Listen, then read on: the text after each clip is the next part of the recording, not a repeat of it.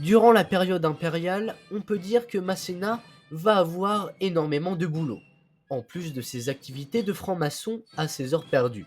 Tout d'abord, il va être nommé commandant de l'armée d'Italie, avec laquelle il va mener une campagne héroïque et victorieuse face aux armées de l'archiduc Charles, pendant que les autres armées autrichiennes en bavaient face à Napoléon et vont subir une énorme défaite à Ulm.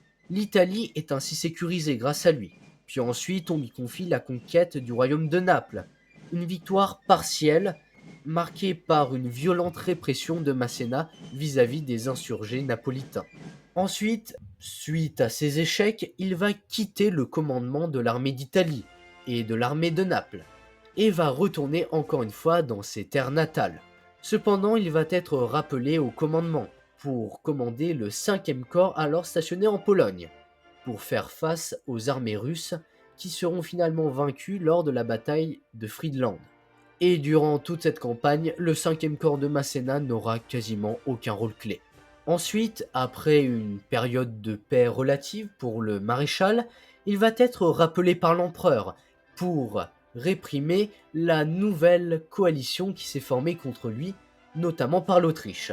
C'est ainsi que Masséna va participer à la bataille d'Essling, durant laquelle il aura un rôle très important, parvenant à maintenir la situation en place dans son propre village et à repousser à de multiples reprises les Autrichiens. Il fera d'ailleurs de même lors de la bataille de Wagram et sera connu durant celle-ci pour commander à bord d'un chariot, étant fait blessé durant la bataille d'Essling. Puis enfin, il va être appelé pour sa toute dernière campagne, la campagne du Portugal. Il va être nommé en tant que commandant de l'armée dite du Portugal, mais va totalement échouer face aux armées portugaises et britanniques à cause des fortifications autour de Lisbonne, de la logistique déficiente des armées françaises, également face au talent de général du duc de Wellington, et également et surtout des conflits entre maréchaux d'empire qui sévissent en Espagne en l'absence de l'empereur. Tout ceci malgré des débuts de campagne plutôt excellents.